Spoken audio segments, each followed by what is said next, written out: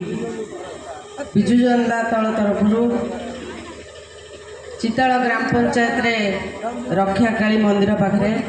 अनुष्ठित होउथुवा जनसंपर्क पदयात्रा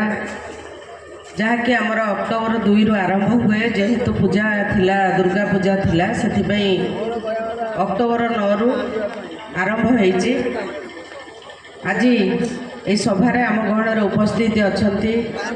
ए पंचायत दक्ष सरपंच महोदय सभापति करम गहण उपस्थित अच्छा आमर मुरबी आपण मानकर दुख सुखर साथी दादा दशरथपुर ब्लॉक अध्यक्ष महोदय ए पंचायत समिति सभ्य महोदय बड़ भाई बुलू भाई उपस्थित थिबा ए पंचायत समस्त मुरबी मानकु मोर प्रणाम माँ मानकु मोर प्रणाम युव बंधु मानकु मोर शुभेच्छा अभिनंदन। आज देखिए आमे एठी समस्ते बसिचंती आपण जानिथिबे हमर पदयात्रा हेले प्रति वर्ष आमे पदयात्रा करंती किछि बाट चलिकी जाती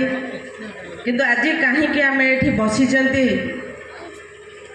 जे आमे बसिबार कारण है आमे आम परिवार जो विजु जनता दलर परिवार समस्ते आमे आज बसिचंती आमे आलोचना करिबा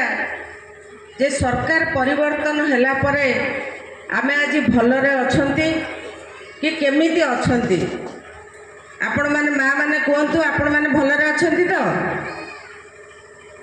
सरकार परिवर्तन पर आपण माने भलरे अछंती ना सुभद्रा मिलिना नांती मोर मुरबी माने कहबे आपण माने भलरे अछंती तो काहे कि नांती पैसा मिल नहीं आपण माने देखिए जे से जो सरकार आसीचंती 1.5 वर्ष भितर जो मिछ सत कहिकी आपण मानकु सत प्रतिश्रुति देकी जो प्रतिश्रुति से देइथिले एपर्यंत गोटे प्रतिश्रुति रखी नांती। सरकार को आसिला पूर्वर 21टा संकल्प पत्र रखिथिले जाके साधारण लोकंक पई योजना करिवे और साधारण लोक माने सेतरे उपकृत हेबे। गोटे प्रथम होइतिला सुभद्रा योजना द्वितीय होइतिला इलेक्ट्रिक 300 यूनिट बिजुली छाड़ा तापर आउ गोटे होइतिला जे 3,500 भत्ता जो 3टा जिनस आज से माने प्रचार प्रसार करथिले साधारण लोकटिए भाविथिला मो उपकृत हेबी तेणु सरकार परिवर्तन होइथिले किंतु सरकार आसिला पर कौन कले केवल काठबाड़े ना लिखिले विजु जनता दल करिथिबा सबू स्कूल कॉलेज रंग मारिले